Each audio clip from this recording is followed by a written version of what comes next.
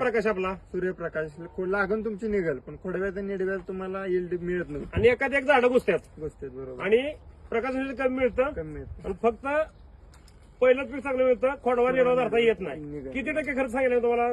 लागणीचा खर्च उत्पन्नाचा किती टक्के आहे? 40% आहे. 40%. मग फक्त जवळजवळ काढली, जवळजवळ लावलं, 6 फुटा लावलं, 5 फुट, ते योग्य आहे का? चुकीच आहे पूर्णपणे. मी जे तुम्हाला सांगितलं 7x5, त्याला शास्त्रीय कारण मी सांगितलं. हो, सूर्य आपल्या काय दिशेने येतो, बरोबर. आपण शोधतो कुठं आहे, ते तुम्हाला पटलं का नाही पटलं? 100% पटले.